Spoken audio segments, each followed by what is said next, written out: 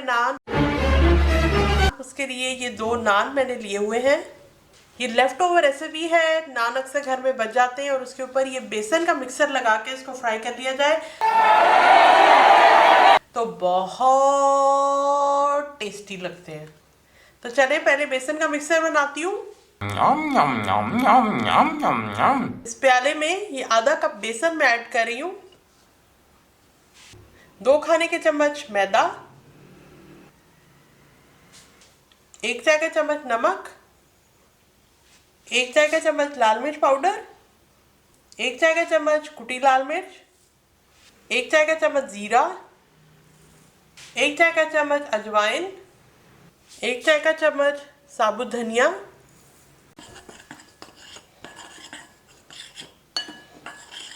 1 छोटे साइज का प्याज, 1 आलू और 3 हरी मिर्चें। इन सबको हम बिल्कुल छोटा छोटा सा काट लेंगे।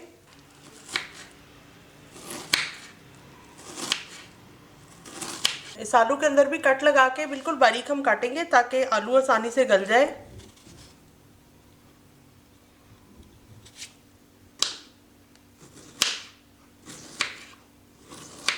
हरी मिर्चों के अंदर भी इस तरह से कट लगा के बिल्कुल छोटा छोटा ही काट रही हूँ।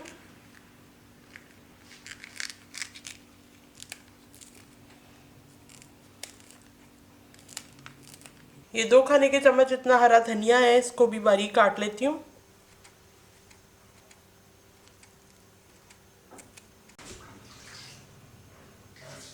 अब थोड़ा थोड़ा सा पानी ऐड करके इसका मिक्सर बना लेते हैं।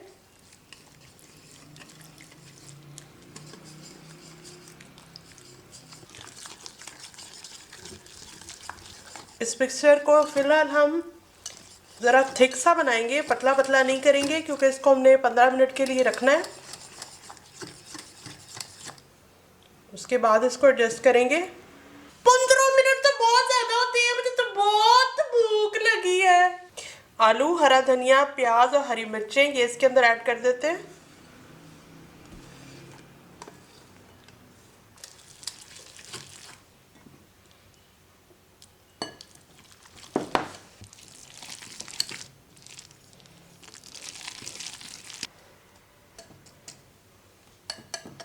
Fifteen minutes rest.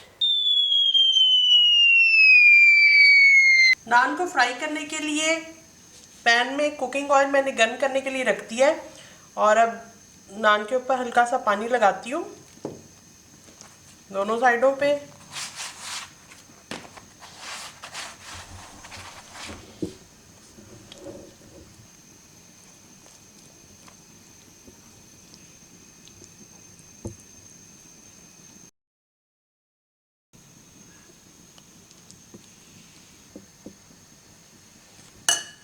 नान की सिर्फ एक साइड पर हमने बेसन लगाया है और इसको इसी तरह से ऑयल के अंदर डाल देते हैं।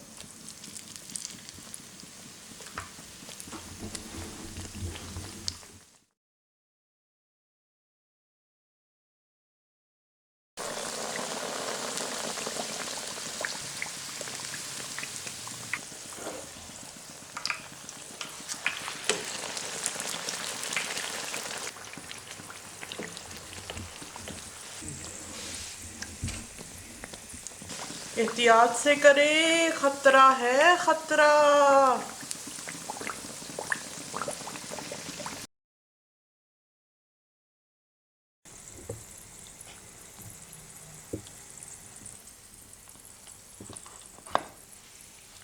तो रेडी हो गए हैं गर्मा गर्म बेसन वाले नान और इसके साथ मैंने रखा है धनिया पुदीना का रायता और चिल्ली गार्लिक सॉस।